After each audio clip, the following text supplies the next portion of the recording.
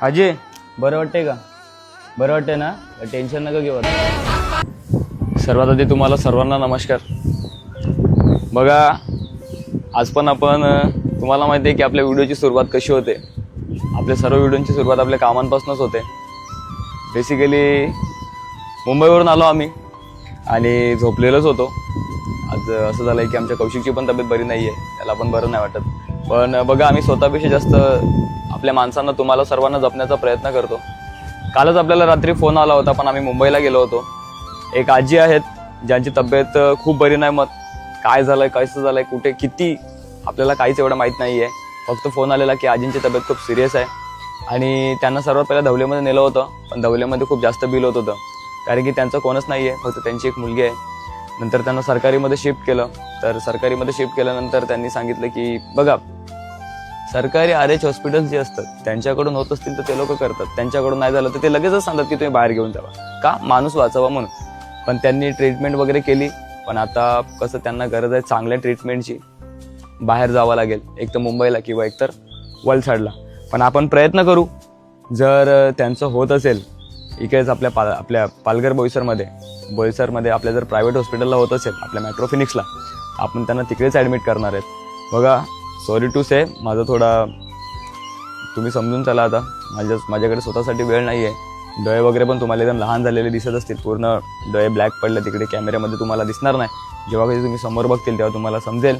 आणि खूप जण बोलतात की दादा तब्येत. बघा, माझी तब्येत खूप जास्त उतरलेली आहे, खूप जास्त वजन पण कमी झालेलं आहे. पण मला स्वतःचं जीव महत्त्वाचं नाही आहे ना, माझा ना कौशिकचा. आम्ही कधीही स्वतःला जपत नाही, आम्ही कधीच नाही. आम्ही कामं जर आली तर आम्ही आंघोळ न करता निघतो घरातून, फक्त तोंडाला असं पाणी लावून आम्ही लगेच निघतो. आणि ही जी गाडी आहे, आज मी तुम्हाला सांगतो, गाडी नाही तरी लक्ष्मी आहे माझ्यासाठी. कारण की आम्ही लोकांना गाडीसाठी रात्री भीक मागण्यासाठी फोन करायचो की गाडी, तर आम्हाला गाडी भेटत नव्हती. आज ही गाडी आहे, दिवसाला 600-700 किलोमीटर चालते पूर्ण. काय बोलू तुम्हाला आता, म्हणून मी बोललो तुम्हाला, लक्ष्मी आहे आपल्यासाठीच नाही तर प्रत्येकासाठी त्यांची गाडी लक्ष्मी असते.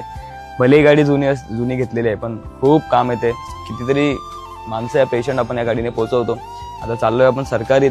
बघा, असं नाही मत की वयस्कर माणूस आहे म्हणून त्याच्यासाठी काही करायचं नाही, त्याला मरायला सोडून द्यायचं, असं काही होणार नाहीये. ताईंचं तुम्ही बघितलं, ताईंना आपण सोडलं, किती आनंदी होत्या, किती खुश होत्या. खूप अशा गोष्टी आपण करतोय हॉस्पिटलसाठी. आजींच्या घरासाठी स्कॅनर वगैरे टाकलेले आहेत. बघा, मदत करतायत तुम्ही, असं नाही की नाही, पण जास्तीत जास्त मदत करा. आणि जर जमलं तर आजींसाठी पण नक्की मदत करा. बघा, मी खरा माणूस आहे आणि मी आपल्या माणसांसाठी 100% इथून काळजापासून आणि मनापासून करण्याचा प्रयत्न करतो. ते दाखवायचं, व्हिडिओपुरते दाखवायचं आणि नंतर सोडून द्यायचं, असं काय आपण अजिबात करत नाही आणि आपण कधी करणार नाही. जे काही करतो आपण मनापासून करतो. आजीला बेसिकली बाहेर पाठवायला ह्यासाठी भीती वाटते की त्यांची मुलगी एकटीच आहे आणि बिचारी ती एकटी तिकडे हॉस्पिटलला काय करणार. म्हणून आपण प्रयत्न करू की त्यांना इकडेच ॲडमिट करू बोईसरमध्ये. डॉक्टर तर सर्वच आपले आहेत आणि मेट्रोफिनिक्ससाठी एक आपण चांगला व्हिडिओसुद्धा बनवणार आहेत, कारण की त्यांनी खूप सहकार्य केलेलं आहे आपल्याला एवढ्या महिन्यामध्ये. त्यांच्यासाठी पण आपण आता बघूयात. बघा, हे सर्व स्टार्टिंगला व्हिडिओ काढून अपडेट तुम्हाला देणं गरजेचं आहे, कारण की तुम्हाला पण माहिती आहे की आपण काय करतो, कुठे करतो, कसं करतो, कुठून आपण आजींना घेतलं, भाऊंना, ताईंना, मावशींना कुठून आपण घेतलं, कुठे ॲडमिट केलं, तुम्हाला पण माहिती पाहिजे. म्हणून हे सगळं आपण करत असतो, नेहमी करत असतो. जाऊ पटापट सरकारीमध्ये बघू. बघा, मला टर्म्स आणि कंडिशन ब्रेक करायला कधीच आवडत नाही. रूल्स रेग्युलेशन मी कधीच ब्रेक करत नाही. त्यांच्या टर्म्स कंडिशन जे असतात, काही गोष्टी असतात त्या मी कधीच ब्रेक करत नाही. मला जेवढं जमतं व्हिडिओमध्ये तुम्हाला दाखवण्यासाठी मी तेवढं दाखवतो. जे मला नाही जमत ते मी नाही करत, कारण की मला कोणाचे 2 शब्द ऐकायला अजिबात आवडत नाही. पण सर्व आपलेच आहेत, एवढं टेन्शन घ्यायचं नाही. चला आपण जाऊ सरकारीमध्ये आणि बघू कसं काय. जर आपल्याकडे होत असेल तर त्यांना आपल्याकडे ॲडमिट करू, जर आपल्याकडे होत असेल तर आपण त्यांना बाहेर ॲडमिट करू. पण आजींसाठी आपण 1000% करणं हा सोन्याचा शब्द. धन्यवाद.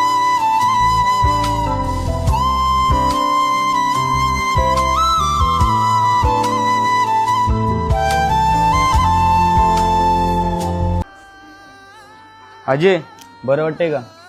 बरं वाटतंय ना? टेन्शन नका घेऊ आता.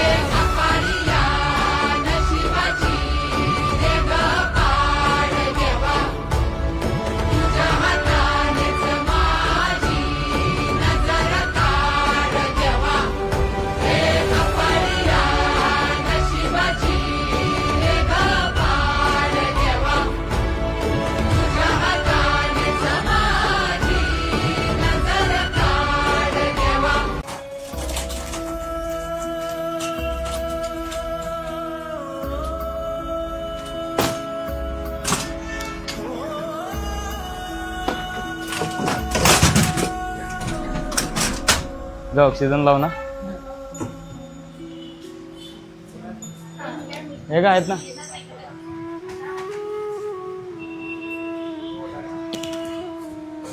तुमचे व्हिडिओ वगैरे बघतो. अरे तुम्ही धन्यवाद. सोनम? हो सर. थँक्यू भाऊ, खूप चांगलं अरे काम धन्यवाद. करताय.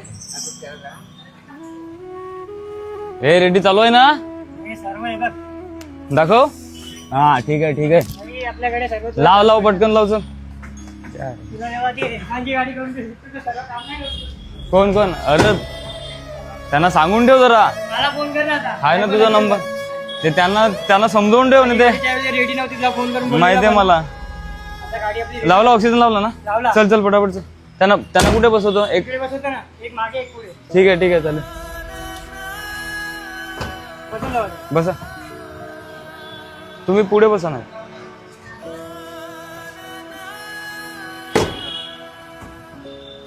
बसा बसा पुढे बसा.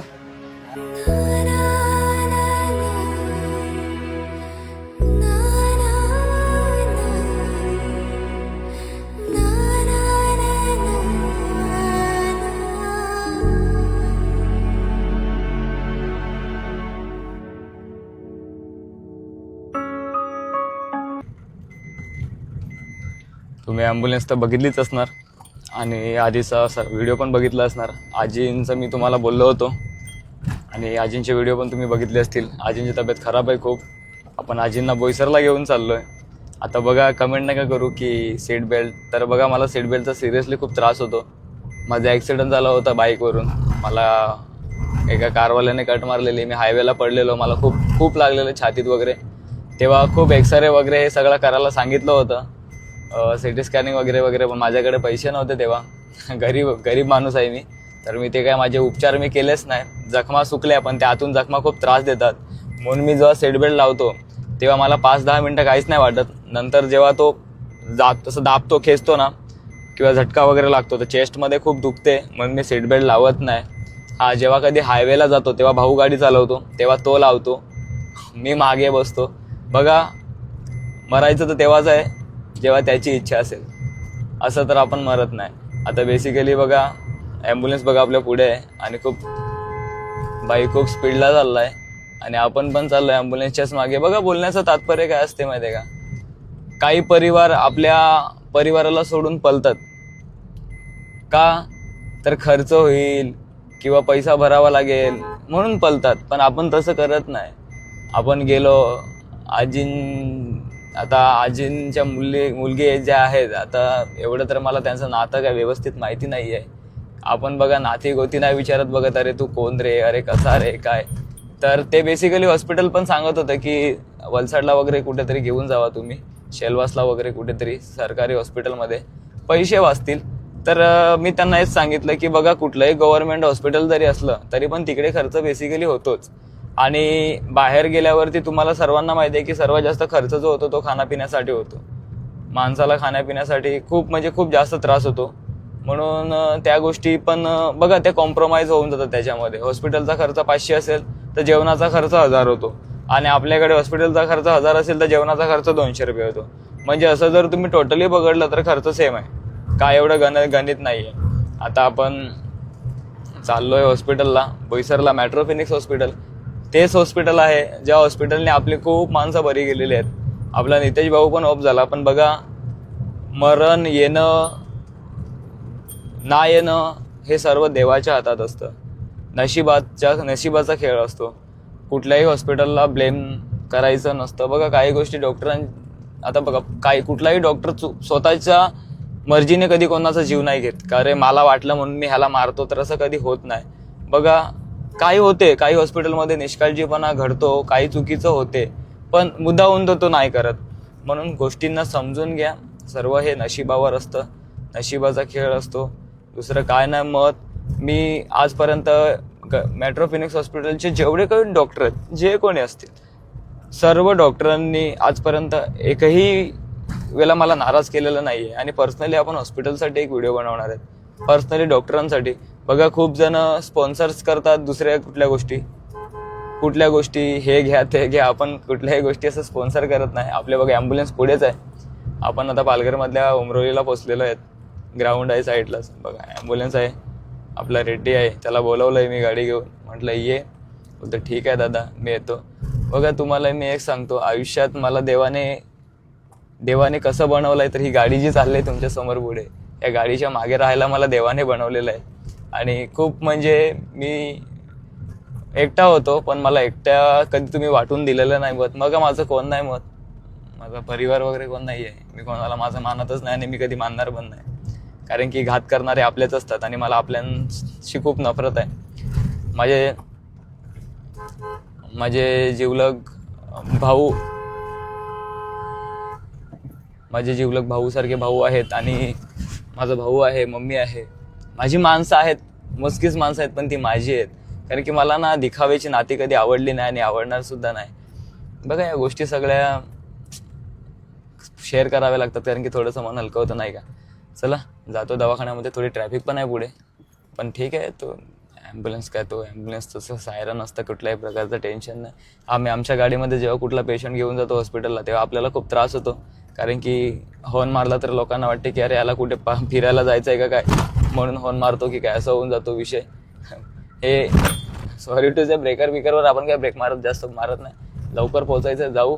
आजींचं बघू डॉक्टर काय बोलतात, कसं बोलतात, आयुष्यमान कार्डवर किती होते किती नाही. आता जसं ताईंना ॲडमिट केलेलं, सर्व गोष्ट आयुष्यमान कार्डवर बसत नाही, पण जेवढ्या बसतील तेवढ्या करू आणि आजींना आपण लवकरात लवकर बरं करण्याचा प्रयत्न करू. सर्वांना करतो, आजींसाठी पण करू. धन्यवाद.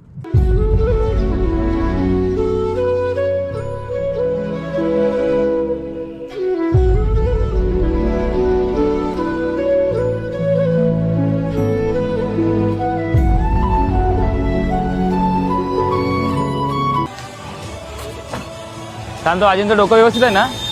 चला चला. कायमी बोलून गेलो, श्वास माझा थांबला, मी इथे अंतो तिथे, हा खेळ आता संपला. मी स्वतःच्या काळजावर घातलेला घाव हा रोज आतून जाळतो, मी वेदनेचा गाव हा. आपुलाच तो रस्ता जुना, आपुलाच तो रस्ता जुना, मी एकटा चालू किती, उरलो हरलो दुःख झाले सोबती, उरलो हरलो दुःख झाले सोबती. आपण पाय ठेवायचे. चला मामा घ्या मध्ये.